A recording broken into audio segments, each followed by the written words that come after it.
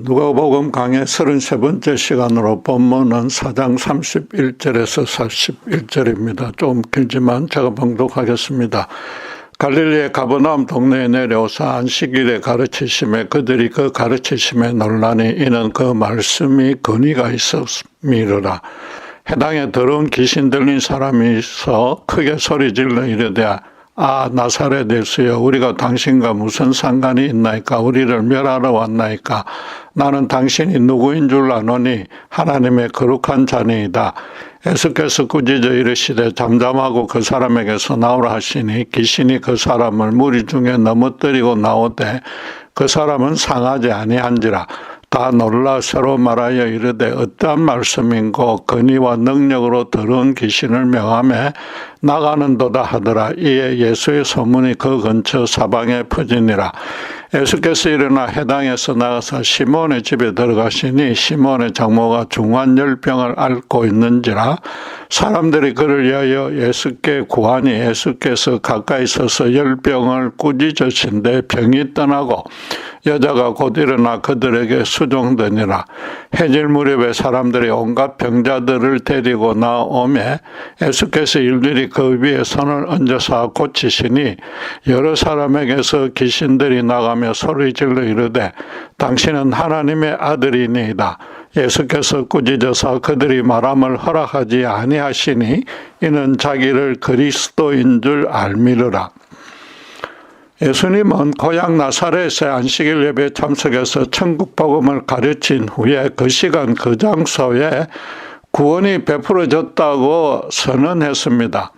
그러나 그 성장 과정을 잘 아는 회중은 주님이 메시아일 수 없다고 멸시했습니다. 주님은 그래서 엘리야와 엘리사 두 외아를 통해서 구원이 이방인에게로 옮겨질 것이고 이스라엘은 도리어 하나님의 구원에서 제외될 수 있다고 경고했습니다. 동네 사람들은 크게 화를 내면서 주님이 민족을 배반하고 신성을 모독한 죄를 범했다고 판결하고서 낭떠러지에 밀어뜨려 죽이려 했으나 주님은 신적 권능을 발휘해서 그들 사이를 유유히 걸어 나왔습니다. 주님은 고향에서 선지자가 한정받지 못한다는 것을 미리 아셨고 또 실제로 그렇게 되었습니다.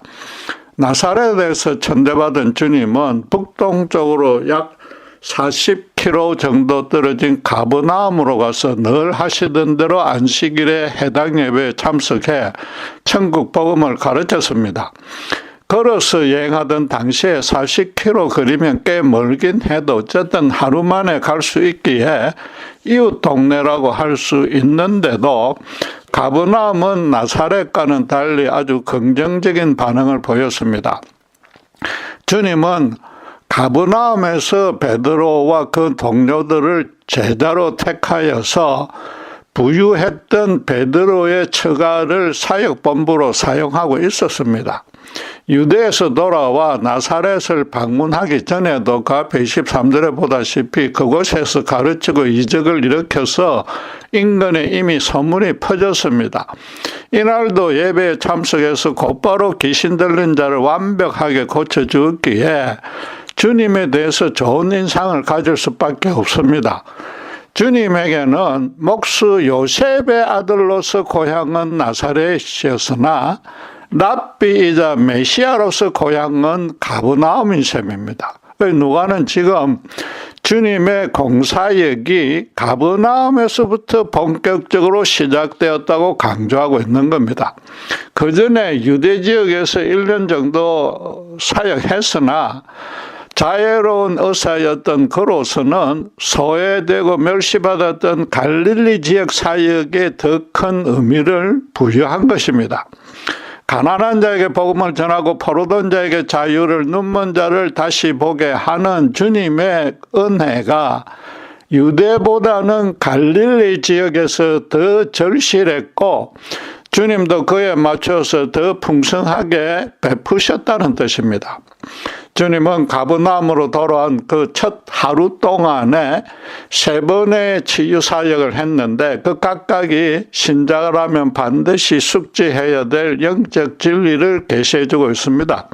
먼저 오전에 안식일에 해당 예배에서 설교했는데 34절에 보다시피 사람들은 그 말씀에 근의가 있어서 놀랐습니다.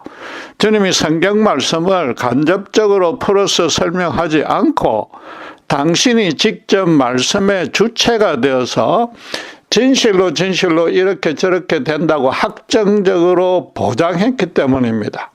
나사렛 해당에서처럼 이 글이 오늘 너희 귀에 응하였느니라 라는 방식으로 선포한 것입니다. 일상적으로 따지면 신성모독으로 치부될 말씀인데도 가버나움 사람들은 주님이 베푼 이런저런 이적들을 이미 목격하고 체험했기 때문에 순순히 받아들인 겁니다. 무엇보다 주님은 명령하는 말씀 한마디로 귀신을 쫓아내줬습니다. 오늘날도 축기 사역은 경험이 많은 사역자 여러 명이 간절히 함께 기도해야만 겨우 가능한 일입니다. 주님도 제자들에게 귀신은 기도로만 쫓을 수 있다고 가르쳤습니다.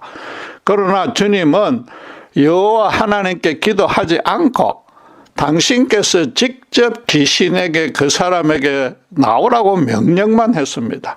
유다서가 1장 9절에 천사장 미가엘도 마귀를 비방하는 판결을 내리지 못하고 주님에게 꾸짖어 달라고 기도해야 한다고 가르친 그대로 된 것입니다.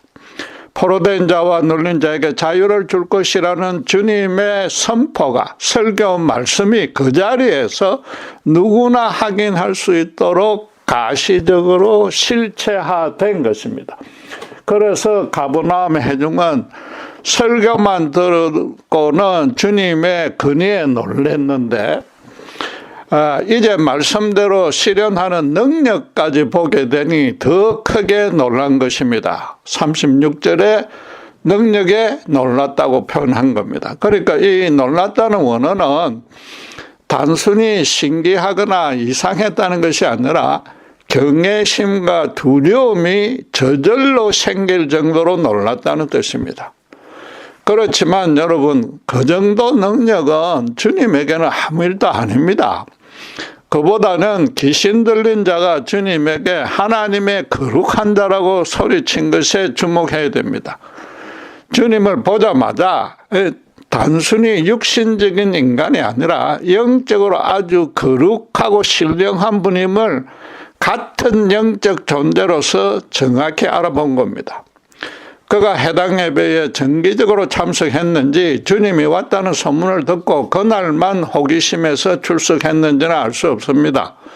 누가가 더러운 귀신이 들렸다고 표현한 것은 그의 평소 일상이 귀신의 조종과 지배를 받아서 초화했기 때문입니다. 사탄의 시험과 유혹에 일시적으로 넘어간 것이 아니라 사탄이 그의 영혼의 자리 잡고서 완전히 자기 노예로 부리고 있는 자입니다. 그가 예수여 우리가 당신과 무슨 상관이 있나이까 우리를 몇 알아 왔나이까 라고 소리쳤습니다. 주님이 예사야서 예언대로 포로된 자를 자유하게 해주겠다고 선언했기 때문일 것이며 나아가서 에덴 동산에서 여자의 후손이 와서 사탄의 머리를 상하게 할 것이라고 하나님이 선포했던 그 심판의 선언을 기억하고 있었던 것입니다. 그 귀신은 주님께 우리가라는 복수를 사용해서 당신과 무슨 상관이 있나이라고 물었습니다.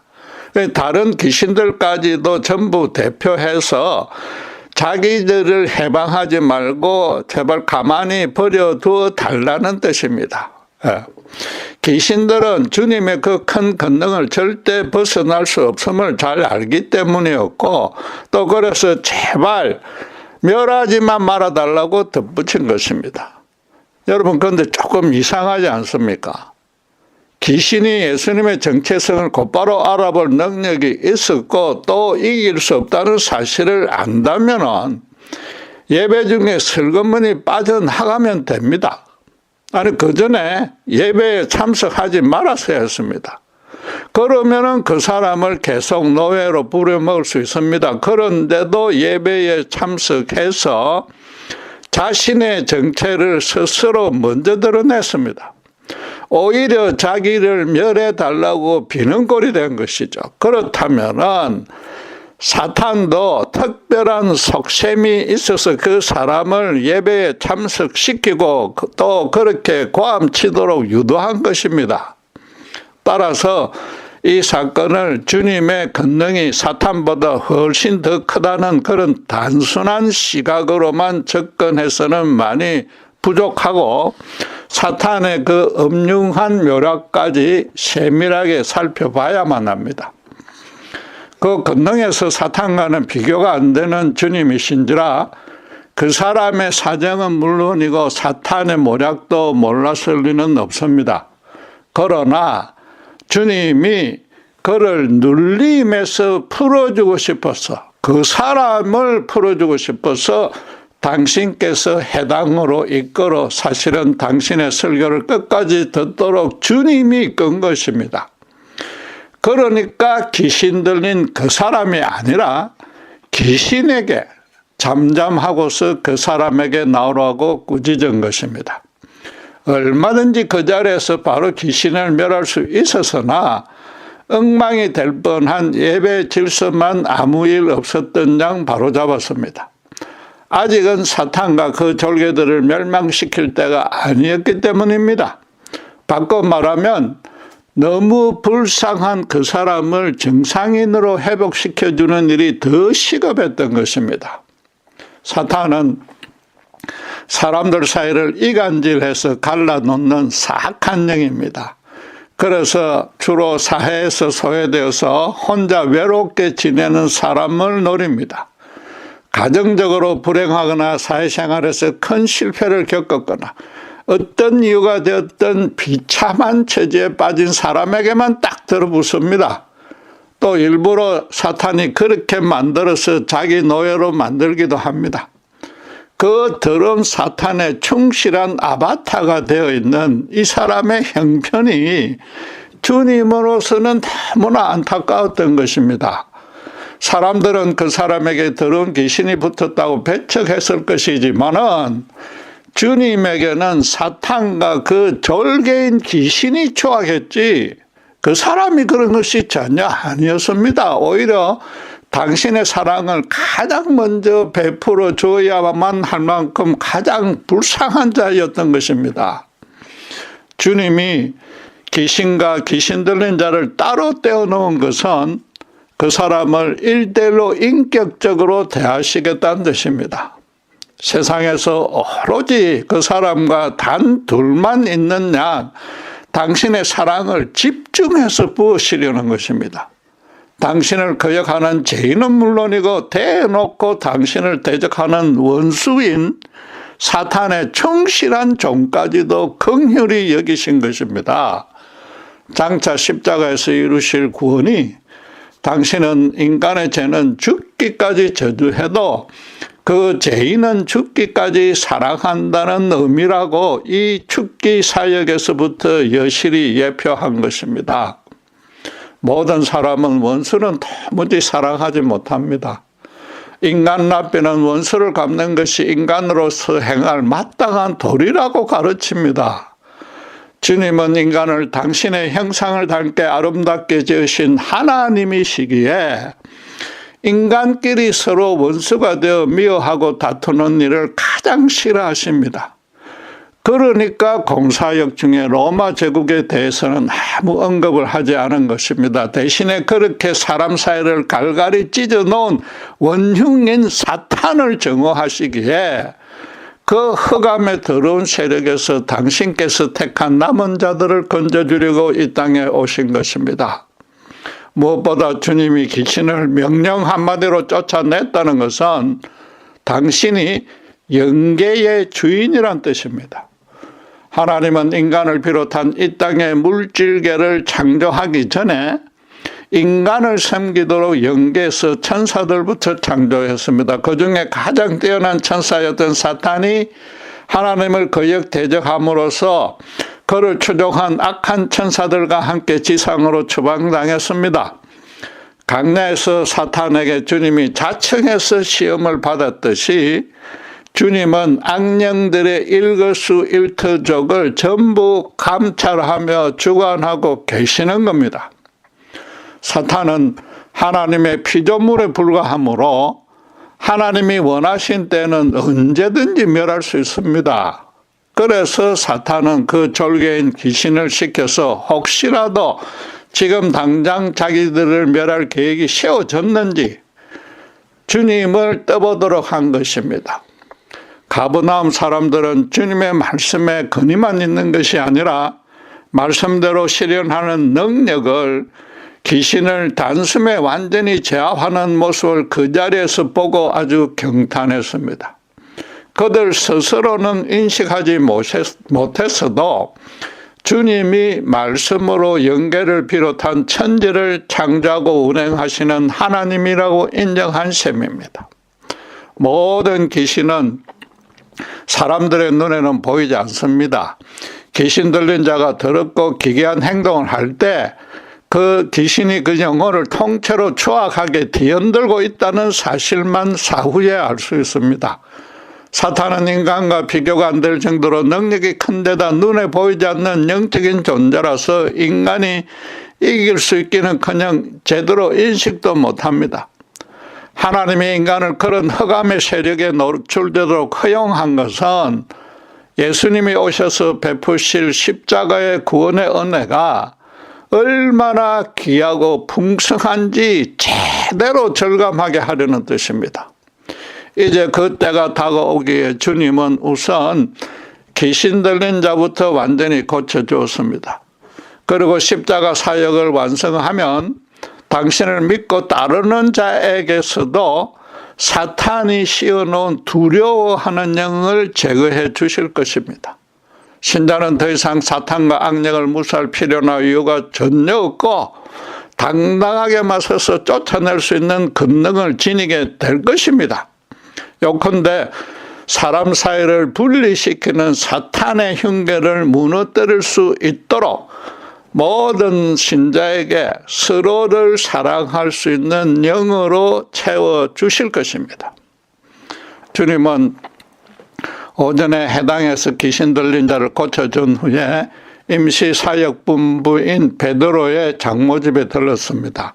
아마도 그녀가 중병에 걸린 줄은 모르고 해당 예배에 빠졌기에 주님이 궁금해서 찾아갔을 겁니다.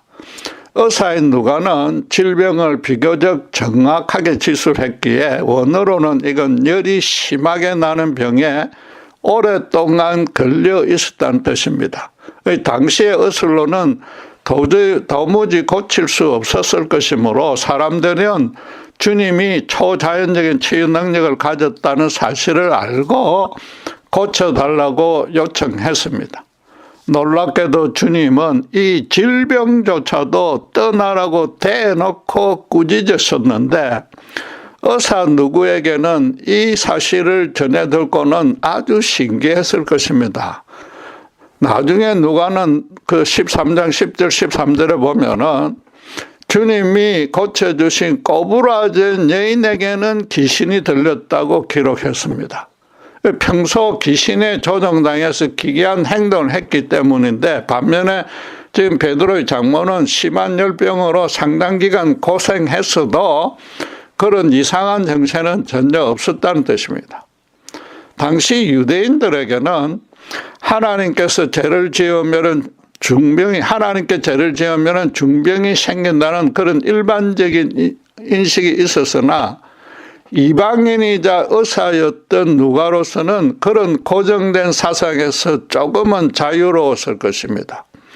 그런 누가가 중환열병이라고 표기했기 때문에 이건 당연히 귀신 들림은 아니고 그 원인도 영적인 것이 아니란 뜻입니다. 그렇지만 가버나움의 유대인들로서는 그녀가 주님의 말씀 한마디로 깨끗이 나았기에 주님이 인간의 죄까지 용서해 주시는 하나님과 방불한 존재로는 인식되었을 것입니다.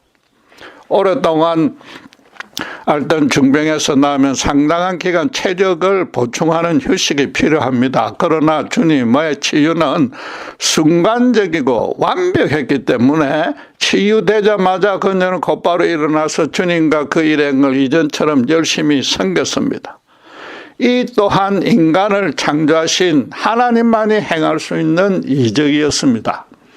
주님은 이번에도 질병과 그 장모를 구분해서 질병이 장모에게서 떨어져 나가도록 했습니다. 당시에는 박테리아 같은 병균이 질병을 일으킨다는 지식이 전혀 없었습니다. 병균은 만물 중에 가장 작아서 육안으로는 전혀 볼 수 없었습니다. 이 세상에 주님의 주권이 미치지 않는 분야가 지금 병균처럼 아주 미세한 것에서부터 오전에서 있었던 일처럼 영계의 강대한 차원까지 단 한 군데도 없다는 뜻입니다. 온 우주의 주인이 주님이란 겁니다. 가버나움 사람들로서는 이런 신학적인 의미까지는 전혀 몰랐어도 최소한 주님의 권위와 능력이 초자연적인 차원이라고는 분명히 인식했을 것입니다. 이런 주님에 대한 소문은 이전부터 인근에 널려 퍼져 있었기에 해질 무렵에는 사람들이 온갖 병자를 데리고 찾아왔습니다. 안식일에는 멀리 여행을 가지 못하므로 유대 달력으로 해가 져서 새날이 시작되기만 기다렸던 것입니다. 그런데 누가는 40절에 보다시피 주님이 일일이 그 위에 손을 얹어서 고쳐주었다고 기록합니다. 자기는 이방인이사라서 병자의 한부에 손을 대고 얼마든지 치료했을 것이지만 유대인이 그런다는 것이 얼마나 심각한 의미인지 잘 알았던 것입니다. 유대 정결대로 따지면 모든 병이 부정했기에 손으로 환자를 접촉하면 자신도 부정하게 오염시키는 죄를 범하는 것입니다. 지금 주님에게는 세상의 어떤 물질적인 더러움이라도 또 죄의적인 부정함도 당신께서 사랑을 베푸는 데는 절대로 장애가 될 수 없었던 것입니다. 이번에는 주님이 율법을 제정하여서 이스라엘에게 수여하신 하나님 당신이라고 지금 선언한 셈입니다. 일일이 손을 얹었다는 것도 한 사람 한 사람에게 당신의 긍휼을 아무 차별 없이 똑같이 베푸신 것입니다. 아침에 귀신 들린 자를 치유할 때와 마찬가지로 세상 어떤 것들에도 전혀 영향을 받지 않고 당신 앞에 나온 사람에게 1대1의 친밀한 교제와 상담과 치유와 구원의 은혜를 베푸신 것입니다. 베드로의 장모 때처럼 질병과 환자를 구별해서 환자는 사랑하고 질병은 쫓아낸 것입니다.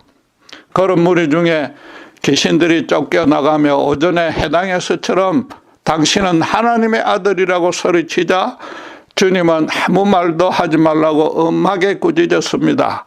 41절에는 성경은 귀신들이 주님을 그리스도라고 알아봤기 때문이라고 기록하고 있습니다. 바꿔 말해서 주님에게 치유의 이적을 받은 인간들은 아직은 그리스도라고 확신하지 못했다는 뜻입니다.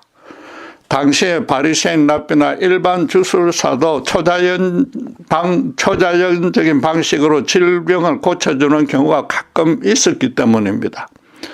귀신까지 말로 명령해서 쫓아낸다는 것은 아무도 행하지 못한 아주 비상한 권능임은 분명합니다. 그러나 주님이 로마 제국을 무너뜨릴 채비를 전혀 하지 않고 있기에 그리스도로 추종할 단계까지는 안 된 것입니다.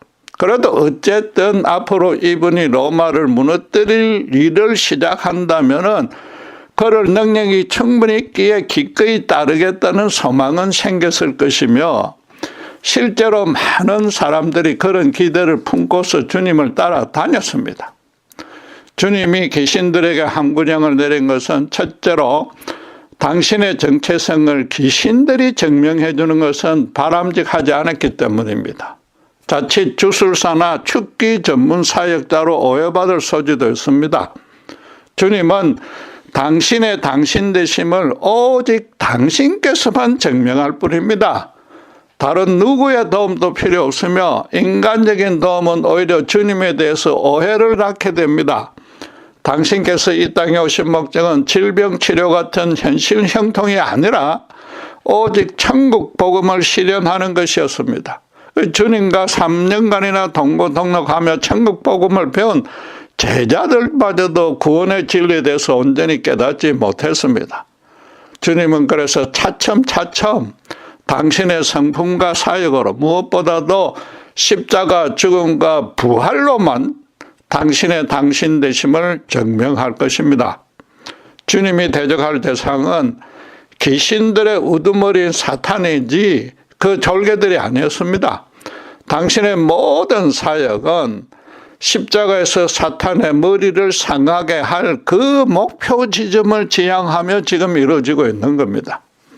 결국은 주님은 죽은 지 사흘 만에 무덤에서 살아나심으로 하나님 당신께서 우리 죄를 사해 주려고 우리 곁으로 오셨다는 진리를 깨닫도록 해 주실 것입니다. 십자가가 없는 인간의 주님에 대한 믿음은 물론이고 그런 이해나 인식은 너무나 부족하고 수박 것도 할지 못하는 꼴입니다. 귀신들이 주님의 정체성을 크게 소리치며 알리려고 시도했다는 점에 주목해야 됩니다. 사탄과 그 부하들은 주님의 기적적인 능력을 최대한도 강구해서 사람들로 오직 그런 목적으로만 주님을 찾게 만들려고 하는 겁니다. 강야의 시험에서도 드러났듯이 사탄의 모략은 주님들어 인간의 육신과 안목의 정력을 만족시켜서 이 생에서 한껏 자기를 자랑할 수 있게 만들어주는 그런 메시아로 활동하게 하는 겁니다. 귀신의 그 외침은 주님이 그리스도라는 믿음의 고백이 전혀 아니었고 현실 축복을 바라는 사람들을 최대한 많이 모으려는 선동적인 강구였습니다. 주님은 지금 그런 해방을 한마디로 제지하고서 당신께서 행하실 일만 묵묵히 수행한 것입니다. 골고다 언덕가 아리마대 요셉의 빈 무덤에서 당신의 당신다우신가 이 땅에 온 목적을 온 천하에 명명백백하게 밝힐 그때까지 귀신들의 입에 재갈을 물린 것입니다. 흥미롭게도 안식일 점심때에 베드로의 장모를 고쳐달라고 그 가버나움 사람들이 먼저 요청했습니다. 유대와 떨어진 갈릴리 지역이라 모세율법에서 비교적 자유로웠다고 쉽게 판단해서는 안 됩니다. 그렇게 요청한 사람들은 주님의 제자이거나 그동안 주님의 가르침과 초자연적인 치유에 상당히 익숙했던 사람이라고 봐야 됩니다. 그래서 지금껏 가난하고 포로되어서 온갖 것으로 눌렸던 아픔에서 어서 빨리 빠져나오고 싶다는 열망이 앞섰기 때문에 그런 종교적인 규칙을 따질 여유나 필요가 없었던 것입니다. 그러나 안타깝게도 주님이 갈릴리 못지않게 유대인들에게 천대받던 사마리아에서 안식일에 치유했더니 당장 유대교 지도자들과 종교적 갈등과 분쟁이 발생했습니다. 귀신이 들려서 허리가 굽은 여인을 주님이 고쳐준 것도 안식일 해당 예배 중에 안수한 것입니다. 그러자 해당장이 화를 내며 엿새나 남은 주중에 고치면 되는데 하필 안식일에 고쳐서 율법을 범했다고 주님을 꾸짖었습니다. 이건 나름대로 일리가 있어 보이지만 안식일 규정을 단순히 아무 행동도 하지 않는 육체적 안식으로만 따진 것입니다.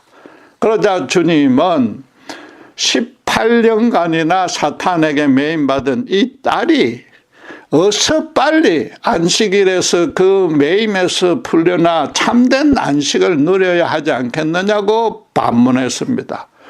그러자 대중들은, 즉 가난해서 소외받은 자들은 그가 하시는 모든 영광스러운 일을 기뻐했다고 누가복음 13장 10절에서 17까지 기록하고 있습니다.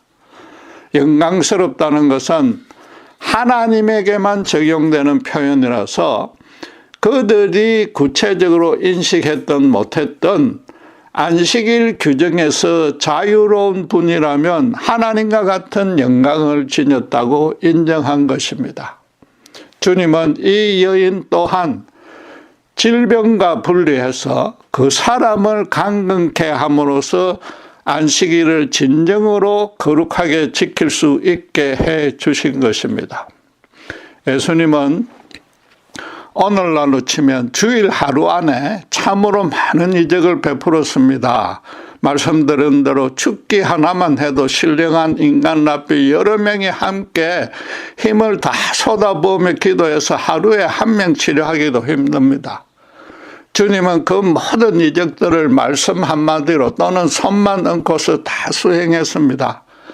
주님은 귀신이 설치는 비가시적인 연계와 세균이 번식하는 마이크로 영역과 나아가서 율법이 주다는 이스라엘의 종교 체계까지 인간의 삶이 접하는 모든 범위를 거룩하게 조성하고 통치하는 존재라고 24시간 안에 완벽하게 입증한 것입니다.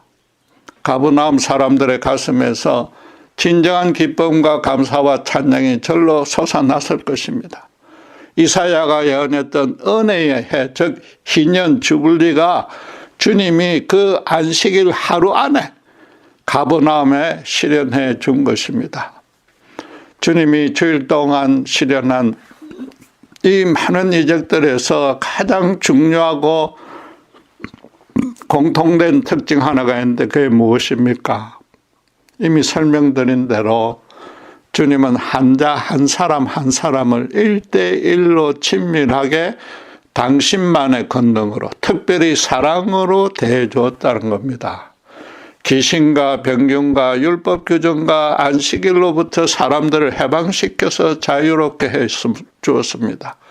요컨대 한 사람 전체를 올바르게 회복시켜 주신 것입니다. 바꿔 말해서 모든 인간이 창조 때에 하나님이 소망하셨던 그 아름답고도 이로운 모습에서 완전히 비뚤어져 있었다는 겁니다. 사탄이 심어놓은 거짓되고 부패한 죄악의 뿌리가 인간을 완전히 얽어매서 자기 힘으로는 도저히 벗어날 수 없게 된 것입니다. 그런 인간이 너무 불쌍하고 안타까워서 그 모든 눌림에서 풀어주려고 주님이 이 땅에 오신 것입니다. 그래서 주님은 마태복음 11장 28절 30절에 수고하고 무거운 짐진 자들아 다 내게로 오라 내가 너희를 쉬게 하리라 나는 마음이 온유하고 겸손하니 나의 멍에를 메고 내게 배우라 그리하면 너희 마음의 힘을 얻으리니 이는 내 멍에는 쉽고 내 짐은 가벼움이라 라고 선포한 것입니다. 그런데 여러분 놀랍게도 이 말씀을 당신의 권능을 가장 많이 베푼 이곳 가버나움을 포함해서 갈릴리 지역 사람들에게 말한 겁니다. 그들이 오히려 당신을 가장 크게 배척한다고 꾸짖으신 말씀 끝에 이 말씀을 한 것입니다. 은혜를 많이 받았으면 더 많이 감사해야 할 것 같으나 사탄의 미혹대에 원죄에 찌든 인간은 거꾸로 선을 악으로 갚습니다. 요컨대 가버나움 사람들은 주님이 가르치신 천국 복음에는 관심이 없었던 것입니다. 줄곧 병을 고쳐달라, 귀신 쫓아내달라, 주님께 당신의 권능만 보여달라고 요구한 것입니다. 지금 주님은 사탄이 씌워놓은 멍에는 벗겨주는 대신에 당신의 멍에를 메어야 한다고 분명히 말씀했습니다. 당신께 배워서 마음의 힘을 얻으라고 했지 현실적 형통과 안락을 보장한다고 말씀하지 않았습니다. 오늘날 교회 출석하는 신자 중에 주님의 이런 꾸중에서 자유로울 자가 과연 얼마나 되겠습니까? 지금껏 주님께 은혜를 그렇게 많이 받으면서도 계속해서 현실적인 축복을 그것도 이적만 베풀어 달라고 떼쓰지는 않습니까? 일상적인 고난은 자기가 해결할 수 있으니까 기적만 필요하다는 겁니다. 여러분 정말로 진지하게 한번 따져보십시오. 예수 믿는 첫째 목적이 하나님이 바라는 대로 자기부터 그리스도의 형상을 닮아가는 것입니까? 아니면 그저 자신과 자기 주변의 현실적 어려움을 간절히 기도하며 해결하는 데 급급한 것입니까? 아무리 인생살이가 빠듯하고 고달프긴 해도 이렇게 오래 신앙생활을 했는데도 고난에서 벗어나지 못하고 갈수록 더 고난이 닥치는 이유가 무엇인지 아십니까? 사실상 어떤 신자도 고난에서 자유로울 수 없으니까 정확한 말로 바꾸면 고난은 닥치는 것이고 그 고난 중에 기뻐하기는커녕 온전한 안식도 누리지 못하는 이유가 무엇인지 아십니까? 지금 주님은 죄악과 질병과 귀신 심지어 종교와도 구분해서 신자의 전 인격체를 올바르게 회복시켜 주시기를 원하십니다. 그런데 정작 신자들은 자신이 그렇게 회복되는 일에는 관심이 없습니다. 자신은 아무 잘못이 없다고 자부하고 모든 문제의 원인을 자기 외부의 궁핍과 모순과 사악함 등에 돌리고 있습니다. 주님이 신자를 그렇게 고난, 질병과 구분해서 신자를 따로 대한다면은 신자도 하나님을 그렇게 구분해서 대할 수 있어야만 합니다. 주님의 권위와 능력을 주님 그분으로부터 구분해서 주님 그분을 먼저 인격적으로 만나고 그분을 진심으로 끝까지 사랑할 수 있어야 된단 말입니다. 요컨대 세상 다른 모든 것이 없어져도 주님 한 분으로 만족해야 합니다. 안타깝게도 주님과의 진정한 교제는 뒷전이고 자기 주변만 주님들을 깨끗하게 청소해달라고 요구하는 신자가 거의 대부분인 것 같습니다. 그렇게 된 이유는 하나뿐인데 성령의 간섭으로 주님의 십자가 은혜에 자기 전부를 바치며 새 사람으로 거듭난 적이 없기 때문입니다. 예수님이 이 땅에 직접 오셔서 나 같은 천하의 죄인을 살리기 위해서 나를 대신해서 십자가에서 죽으셨다는 것은 너무나 엄청난 일입니다. 그 뜻을 잘 따져보면은 자기 인생을 절대로 이전과 같은 모습으로 계속 유지할 수는 없습니다. 그거는 것이야말로 어리석다 못해서 절망과 죽음으로 가는 지름길인 줄 알기에 새 사람으로 살아갈 수밖에 없습니다. 그 전에 성령이 내주해 주시기에 그럴 때마다 성령이 우리를 바로 되돌려 놓습니다. 모든 신자에겐 십자가에서 자기 대신 죽으신 성자 하나님 그분이 영원토록 함께 하셔서 그 삶과 인생을 거룩하게 이끌고 계십니다. 신자가 그리스도 안에 거하는 것이야말로 기적 중에 최고 기적입니다. 그 은혜를 삶에서 실감하는 신자는 절대로 차지도 덥지도 않은 신앙생활을 지속할 수 없습니다. 물론 육신이 연약하고 아직 죄의 본성이 살아서 수시로 더러운 사탄과 고달픈 현실에 넘어지기는 합니다. 그래도 세상 어느 것도 죽음마저도 십자가의 그리스도로 인해서 자기를 하나님의 사랑 가운데서 절대 끌어내지 못한다는 확신이 있기 때문에 아무리 큰 환난 중에도 최소한 평안은 누릴 수 있단 말입니다. 한마디로 말해서 우리가 겪는 고난과 우리를 사랑하는 하나님과 분리해서 하나님부터 먼저 바라봐야 한다는 뜻입니다. 기도하겠습니다. 하나님 본체이신 예수님께서 저희를 택하시고 십자가 대속의 은혜로 당신의 자녀로 삼아주셔서 너무나 감사합니다. 오직 그 은혜에만 힘을 입어서 어떤 고난을 당하더라도 또 사탄과 죄악의 어떤 시험과 유혹에도 당당히 맞서 싸울 수 있도록 저희들을 인도해 주시옵소서. 주님 나라 가기까지 다른 모든 것이 없어져도 오직 예수님 한 분만으로 만족할 수 있는 참으로 복된 인생으로 저희들을 세워 주시옵소서. 감사합니다. 우리 주 예수 그리스도 이름으로 기도드렸습니다.